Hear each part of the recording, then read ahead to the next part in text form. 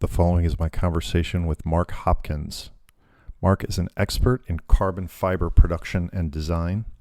He spent much of his career working as a composites engineer at DuPont. In our conversation, we talk about how he came to design the three-spoke bicycle wheel in 1989, which was sold by Specialized. The wheel was a huge innovation at the time and was the first composite bicycle wheel to be commercially available. We talk about how DuPont spun off its composites business in 1995 and how he started up a factory in Spain to make bicycle wheels, which eventually became Head Bicycle Wheels. Mark is currently a consultant at 3T, where Mark and his team are working with 3T to bring the production of their historic brand back to Italy.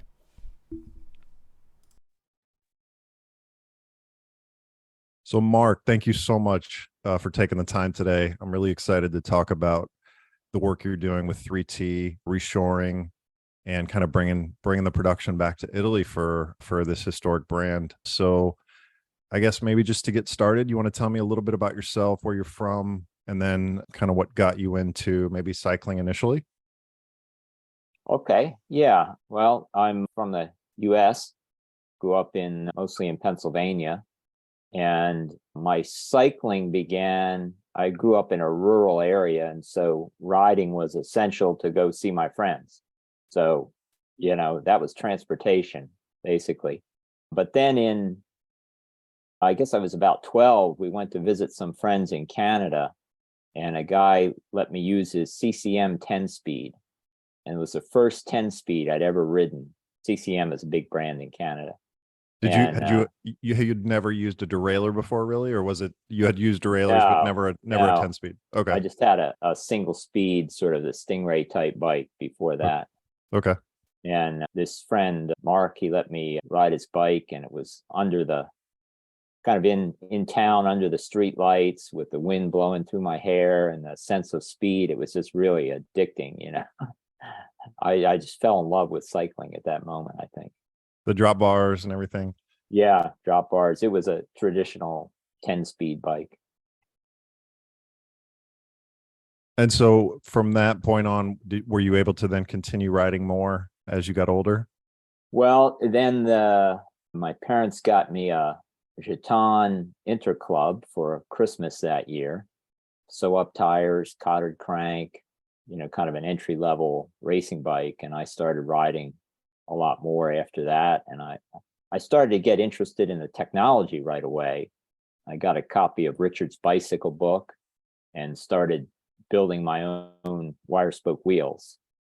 So that was my first sort of technology. Building your own, explain that.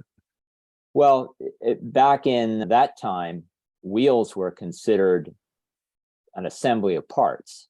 You didn't go to a bike shop and buy a wheel generally. You'd take your hubs and you'd pick a rim and some spokes, and you'd have somebody put them together. So local bike shops would build wheels at that time. So there were no like finished products, or typically not. There were, but the good not, ones, not the good to ones. the extent that there are now. Okay. Then the wheel was considered more. You'd think, okay, I want Campy hubs, I want Nishiki rims, or some other rim brand. I'm thinking Mavic or whatever. You would, and then you'd pick the spokes, maybe DT Swiss, and put it all together to make a wheel. I had no idea. This is news. Oh, really? Yes. Okay. Showing a little bit of ignorance here, but very interesting. Yeah. Well, that was an exciting time for me, learning, because I was real interested. I was very studious as a kid. I liked science and math. And I'd say one of my earliest interests was actually model rocketry, and the aerodynamics that I studied in model rocketry comes into play for me later on. So you're sort of an engineer, was always kind of an engineer, just waiting to I happen. Always thought I would be an engineer. Yeah. Because I grew up in the first space age. I can remember I was at a model rocket meet, competing when they landed on the moon and walked on the moon for the first time. So I can remember seeing that on television. Sure. Kind of dating myself, but hey. So That's you where I did, am.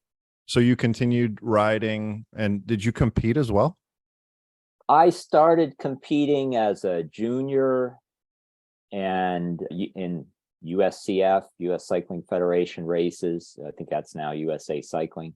And then at the college level, college racing was a lot of fun because it was a little less serious, and there was usually like a party afterwards, so we go to different schools and have a race and enjoy each other, and it was never super serious. So I was not a top racer by any means. I knew my future did not lie in the pro peloton. Sure, sure. So then you went and you became an engineer, and I know you mentioned you had worked for years as an engineer. And before that, but when did you first at the professional level kind of get to start being approach cycling at all? Well, I had studied composites back in college, my undergraduate years at University of Delaware, and for our senior project, we built a human-powered vehicle to try and set the land speed record. And I was one of the riders and one of the designers, and we had a lot of fun with that. So I kind of kept that in the back of my head as something I'd like to get more involved in.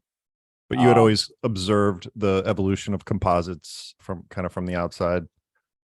Yeah, and that was a very revolutionary time with the '84 Olympics and the super bikes with the disc wheels that Chet Kyle and others had been very closely involved in. It kind of the real first innovation of bicycles, of making them much more aerodynamic and making the bicycle fast, was really underway then, and the composites world was growing very quickly. We had the Kestrel come out. I forget when that came out, but I remember that. So composites was pretty exciting. But I had gone on. I was studying other things in graduate school and then started working for DuPont. And I worked as a young field engineer, working at two different plants. But then in 1986, DuPont started the composites business, which was a design and build business. So they were looking not to sell materials, but to design and actually fabricate different composite products. And, again, the cycling world was sort of just getting serious about composites. And I said to my boss at DuPont, hey, I want to go to the New York Bike Show and see if there's anybody interested to work with us.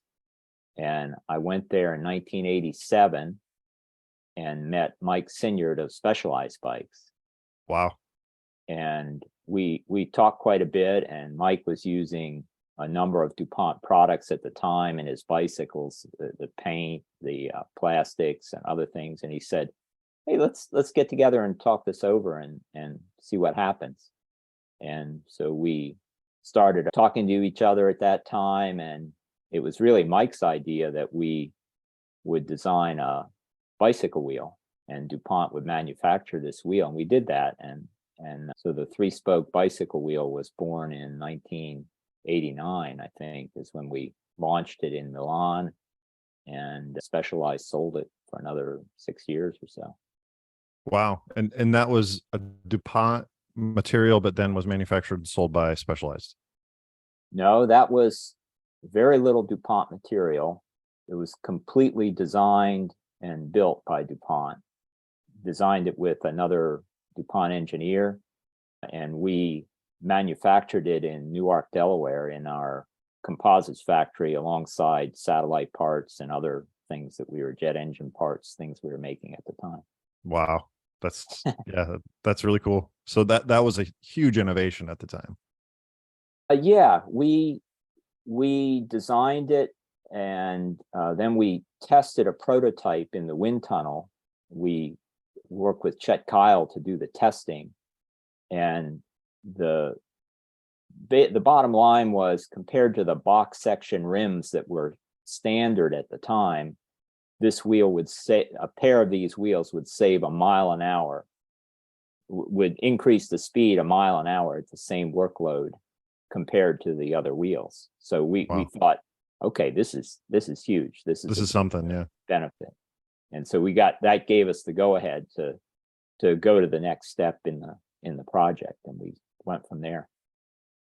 And so you helped develop this product, and it sounds like did Specialized keep the patents, or did DuPont keep the patents, or who owned it? DuPont owned the patents. Frank Principe and I are the two inventors of the wheel. Wow. So that was pretty exciting. And so I see that you spent much of your career at DuPont, and after this initial experience, were you able to have other projects in cycling before you ended up collaborating with 3T? Well, near the end of, so DuPont bought the composites business in '86, and in 1995 we were. They bought this was your business. This Oh, was, wow.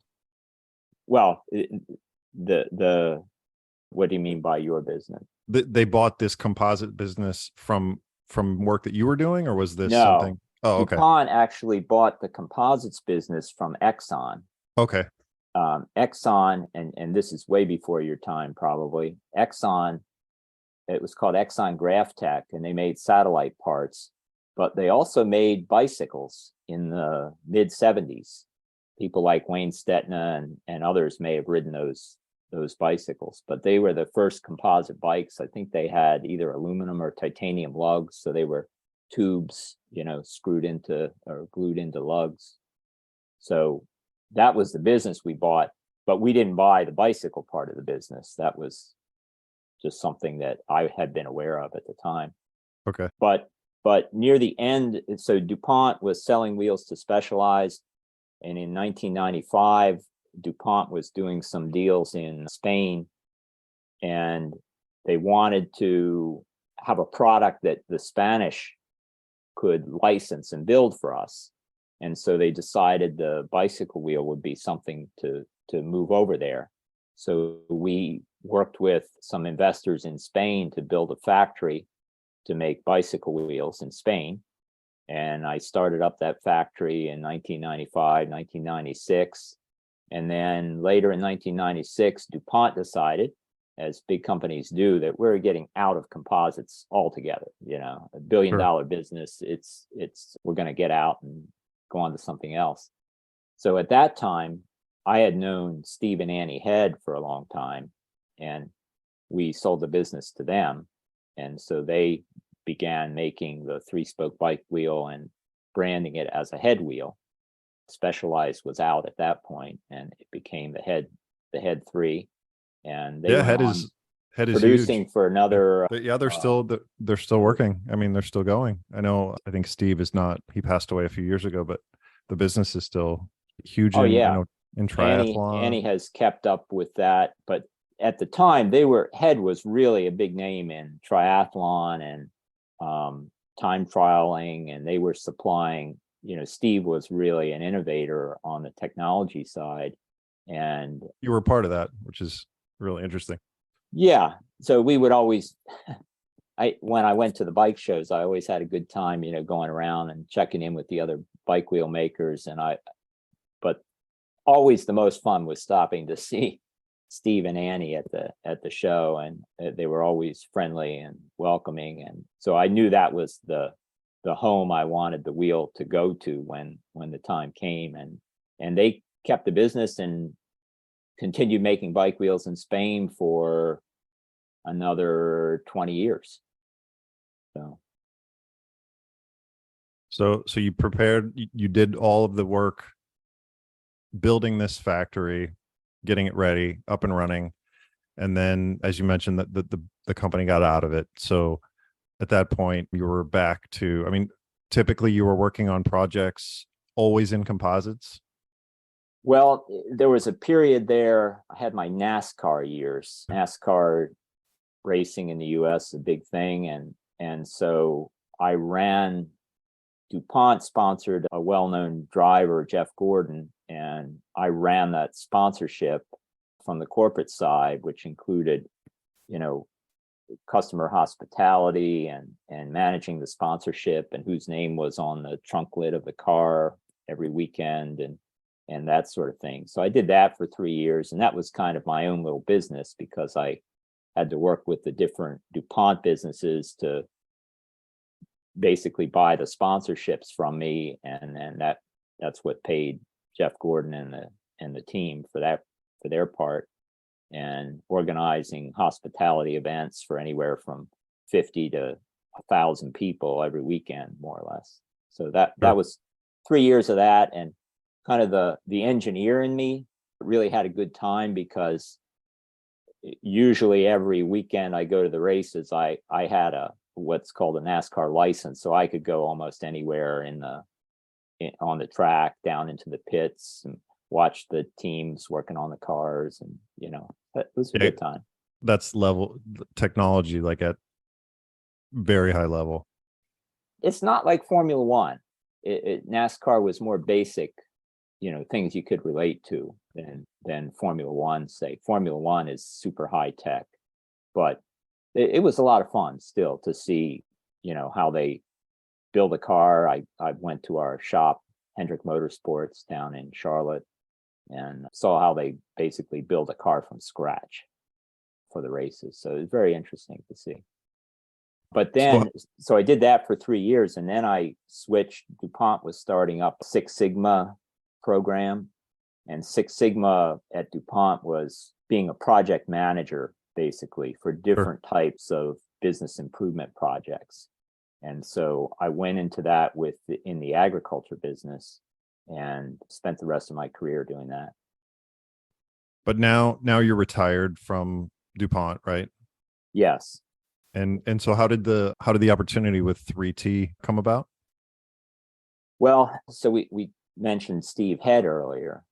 Well, in 2014, Steve was working with Gerard Ruman, who had recently divested from Cervelo and had started a company called Open Cycles. And Gerard was developing a new bike, and he was working with Steve, and Steve died in November of 2014. And so I saw this in the news, and I wrote a long letter to Annie Head, just remembering Steve and the things that I always enjoyed about him. And I never really expected to hear from her again. I knew she had to be going through a lot. But about 2 or 3 months later, she gave me a call, and we talked for a long time. And at the end of the call, she said, "By the way, I gave your name to somebody who might give you a call." Steve was working with him on developing a new bike, and the name was Gerard Ruman. And within the next week, Gerard gave me a call and asked me to work on, kind of resume what Steve was doing on that bike, but also, just kind of feeling me out about interest on, getting more involved in cycling business at the time. And had Gerard started working with 3T yet, or no? I think it was around that time that he purchased a controlling share of 3T, and so he and Renee Wirtz were the owners of 3T. So I started working with Gerard in 2015 and into 2016, and it was at Eurobike 2016 where I met Renee, and that's when we started. I can remember a nice dinner we had in Lindau, looking out over the water and talking about his vision for combining, design, manufacturing, marketing, sales, bringing everything all together in one place, which seemed really revolutionary at the time because I wasn't aware, of hardly anybody that did all that together. I grew up in the era when the top components in the world were Campi and Cinelli and 3T, and they were all made in Italy, Italian brands. My first racing bike, I was aspiring to get all the different Italian brands on there. And so I had a fond memory of 3T, what Italian manufacturing could be.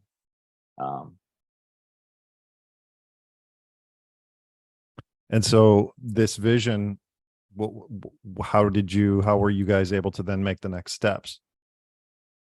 Well, so in 2016, I think it was 3T bought THM, and they bought another company called Rackermans, which was a small Spanish startup that was filament winding tubes to make bike frames out of. And THM is a small German component maker up in the north of Italy. THM stands for Thomas Merton, and Thomas was the driving force behind that company. And they make, if you ever see like a 10-pound bike at the bike show, it'll have a lot of THM components, the crank, the caliper brakes, maybe a stem or a seat post, those kinds of things. Thomas was making super high performance components. So we were kind of bringing together some of the technology from Rackermans, the filament winding technology, and Thomas's knowledge about cranksets. And the vision at that time was not, at least they didn't share this with me, it wasn't so much about making frames as about building out a line of components. And so you guys were sort of putting together this, feels like a really kind of short supply chain type vision to where you guys could do some of the production in-house. And so I know today we're going to talk about how you guys are actually putting together production and how you are actually reshoring. So was this something that was this a long-term vision, or was this something that just some things fell into place and then you guys began saying, hey, I think we can do this in Italy? Well, 3T was 3T was living in Italy at the time, and so they were already Italian, and a long history of making things, but that had kind of gotten short-circuited with Asian production, probably in the 90s. But when Rene laid that vision out to me, it was definitely that in Italy we would bring all the pieces together and start, design, build, market, sell, everything would come right from Italy. And so that's but why? I mean, it just seems to me, because back, I mean, 8 years ago, it probably wasn't very competitive. I mean, now it is more because the sort of the standard of living in Asia has risen a bit. But what was the vision then that he was you guys were expecting that this would happen, that the things would balance out a bit? I don't know if we had a crystal ball and No, of could course. predict how the globalization trend, which was really low cost, was really trying to find the low cost, chasing low costs everywhere. I mean, I witnessed that at DuPont too, but I think Rene, you'll have to ask him exactly, but I think he was thinking about the Italian heritage and the long pedigree of Italian manufacturers, and how could we recapture that and do it, bring it all back to Italy. Because I mean, we were aware of the shorter supply chain and the benefits of doing that, and the lead time reduction, and that was definitely sort of forefront in our minds even back then. Being able to react faster than the competition. Yeah, being able to, the bike industry is kind of caught in this cycle of having to predict way in advance what's going to happen. And okay, there were higher margins, lower costs associated with that, but higher risk, at least when you look up front. But then the reality was the product comes in. By the time it comes in, maybe the demand pattern has changed, and what people want isn't the same as what you ordered. And how could we design a system that would be more closely aligned with what people want now? And so that's what we were after. So give me an idea of an Asian production versus what you guys are, and we'll talk about that in a minute, but what you guys are doing in 3T. What is the difference in lead time? Well, I'm not ballpark. I'm not a buyer, but I think you're talking about a year lead time for Asian production from the time you say, okay, this is what we want to do until the boat arrives with the bikes on it. You're talking a year. Right. And you're saying draw it up, send them to the design. They give you the prototype, you approve the whatever design, then you order it, then it's, so that whole process is a year. It may be longer than that if you include a lot of the design work, but I Okay. think just especially during the pandemic, it got to be, okay, you want to order more frames, more bikes, you're talking about a year, give or take. Sure. You're talking about a year.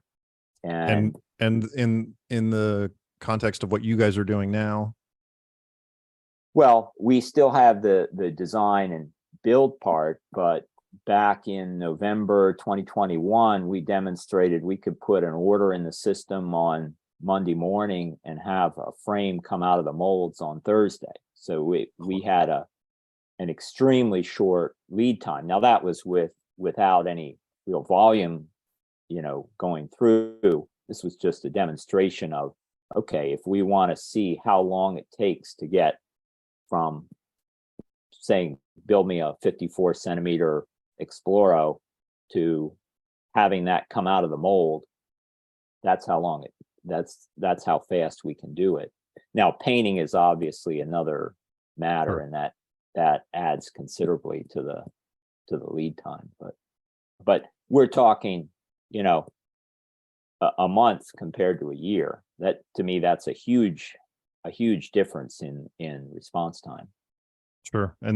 So you come on, we're maybe going back to 2016, 17, you come on and you helped the team with projects, with integrating these acquisitions that they made. And I came out a couple months ago and you guys are actually putting together I saw the winding process happening, but the project now is to have a fully functioning production, which you guys are sort of ramping up right now. Is that what you're working on? Yeah, we're ramping up Exploro production, and we have 2 other models that we're going to be making by the end of the year, and so we're full speed ahead at this point. And that involves which parts of the production will you guys be doing in Bergamo? We start with carbon fiber, spools of dry carbon fiber and epoxy resin, and we make frames. So we do everything right there. So it's going to be principally the frame production. Yeah, that's what we're making there is frames, but we also have 3T has an assembly operation there.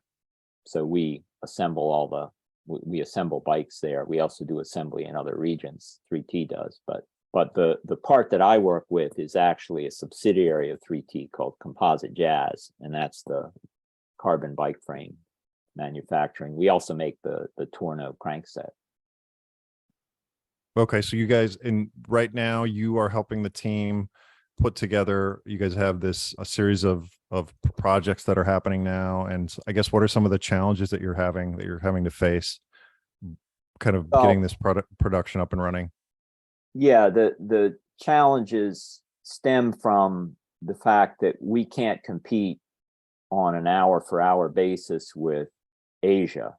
Okay, their wage rate is very low, and we pay a living wage rate in Italy, and so the technology has to be different. So we've chosen to use a higher level Automation. of technology and less of a hands on the material approach.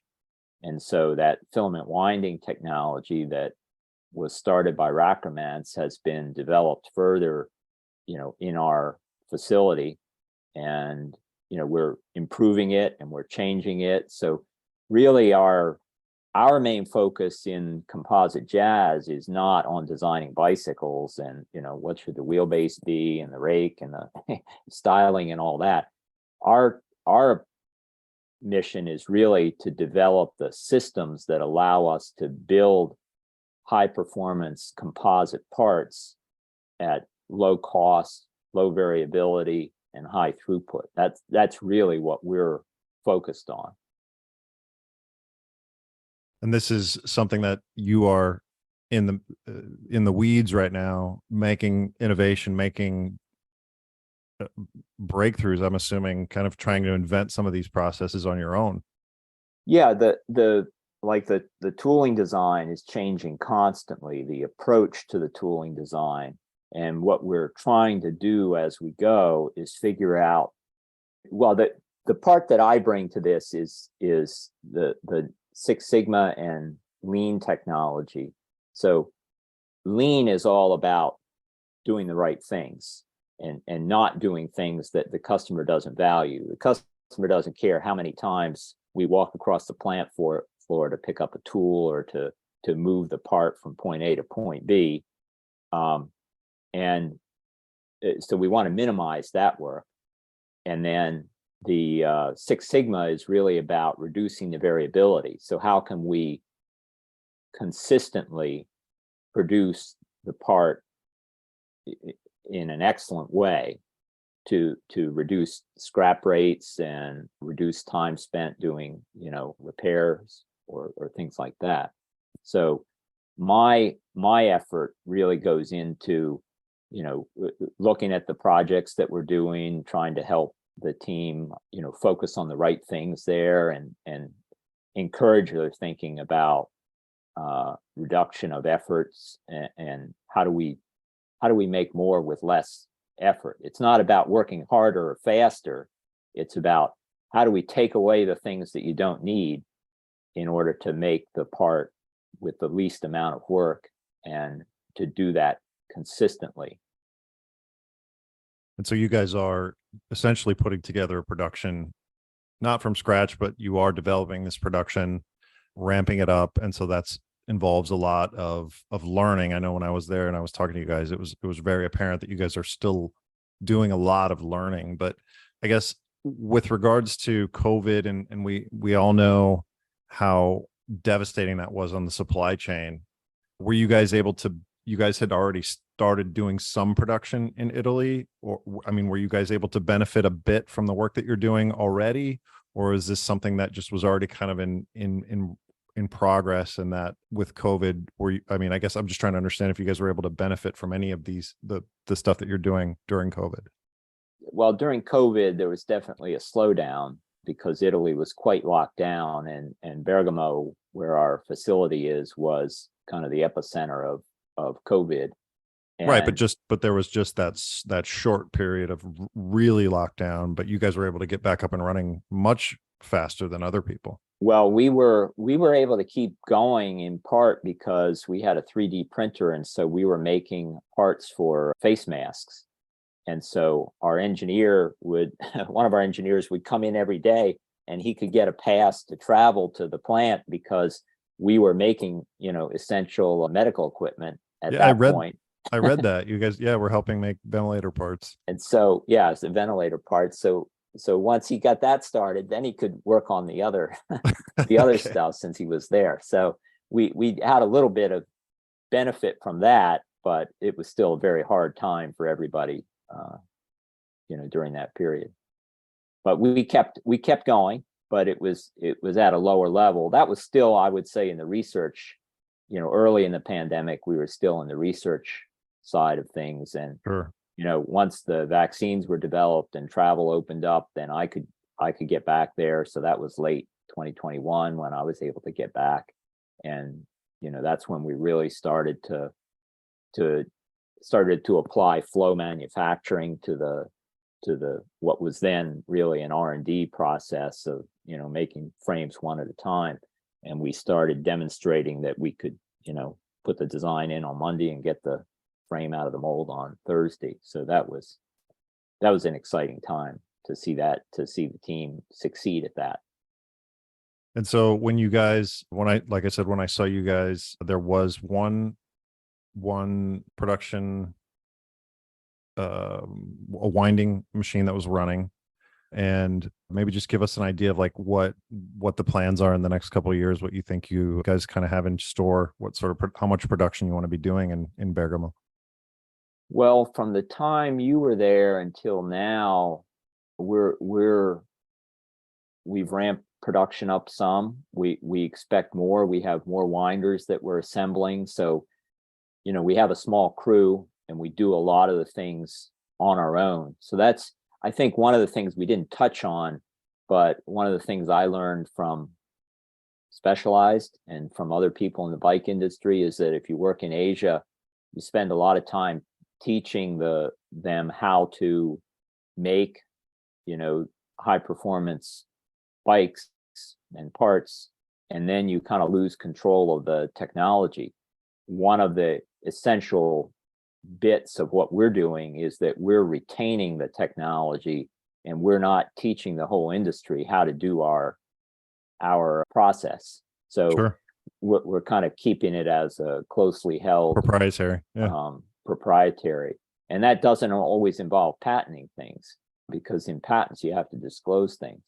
But for us, it's more about, we want to be one step ahead of everybody else if we can, and that's what can give us a competitive advantage, is being one step ahead, not telling everybody all the details about how we do things. And a lot of it is in the devil is in the details, right? And Sure. there's a lot of things that our engineers are learning that they are quickly applying to the next mold design. And we have I was on the phone yesterday with Enrique at the plant, and it's pretty exciting, some of the changes they've made in the last 2 or 3 months for mold design, because we are in the process of scaling up. I think there are some investors have come in to 3T U-turn investments. And did you meet Luca when you were at? No. No? Okay. Anyway, they have, the investors are really enthusiastic about the made in Italy approach. And so, we're going all in on that. And so we currently make the Race Max. We have the Ultra is next. And then the Strada road bike will be the third bike that we start making there. And then from there, Renee has been talking to other bike companies. I mean, there are some people who have interest in buying into the Italian production. A lot of very strong brands who would like to see some of their bikes made in Italy. Yeah, it's an amazing story. And when we met at at the head office, I was really surprised. I didn't expect that there would be that much production happening. And just even talking to you today, it feels like you guys are doing some incredibly innovative stuff. So in terms of the benefits that we talked about, it's obviously the freedom to not have so much financial obligation to the Far East and timing. So you've got the upfront investment, the timing, and now it feels like you guys are discovering other advantages, which are having this know-how is like intellectual property that no one can copy. So it feels like you guys went at it with one intent, but that there's kind of some other benefits coming out as well. Definitely. And again, it really relates back to, what we're trying to do is, initially we were focused on, okay, how do we make a good quality frame? And we've certainly achieved that. I mean, we don't have any trouble matching or exceeding the quality from Asia. From Asia. So then it becomes, okay, can we make that economically? And so we have to develop the systems that allow us to produce with a lot lower labor content than Asia. So that involves some automation in the areas of, the filament winding, in the joining of the frame parts, in finishing. So can we do that well? And we're making really good progress there. And I would say the next frontier is really, how do we develop our system so that we can go from, someone presents a design to, we have the tooling and we're prototyping or building frames. How can we shorten that lead time down? And that's that's where some of the things that are happening right now, as we're forced to take on, 2 new models this year, that's where we're honing that ability to reduce how much work is required to switch. And then ultimately, of course, what we want to be able to do is be able to switch the production line. Okay, someone wants, a 54 centimeter Racemax Exploro. The next order is for an Ultra 56. Then they want a 58 Strata.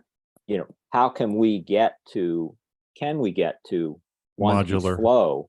a modular, yeah. And and so then, that's a big challenge, trying to shorten the lead time to and design our system in such a way that we can be very flexible in what goes into the mold next, and how can we reduce the cost of developing new models. So one is reducing the lead time, but another is how can we keep the tooling costs low so that we can enable ourselves to get into the business of high variety but short lead time. So Italy is known for, really good engineering and really good, obviously historically known for its bicycle know-how. So you're kind of in the epicenter of that. What's it like working in Italy?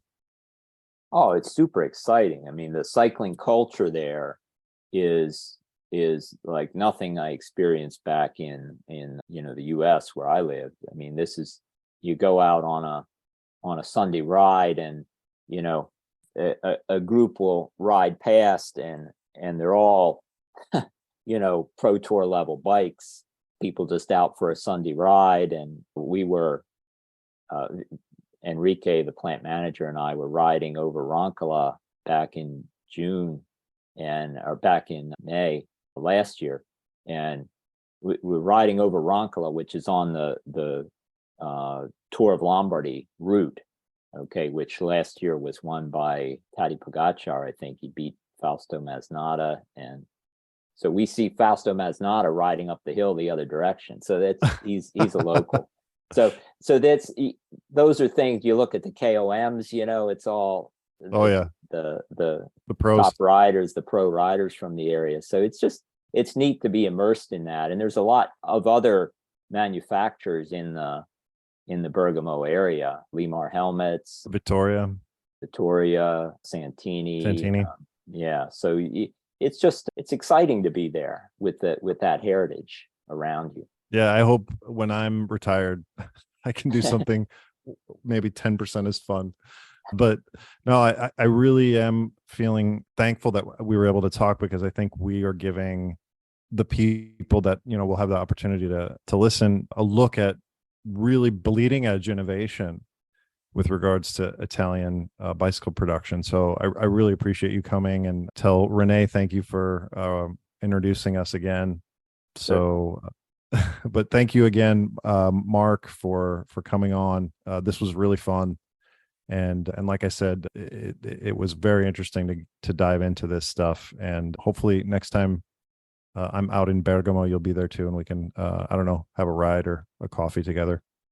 Yeah, I hope so. It's some great riding there, and always a good coffee. So, okay. Well, thank you, Mark. okay. You're welcome, Wyatt.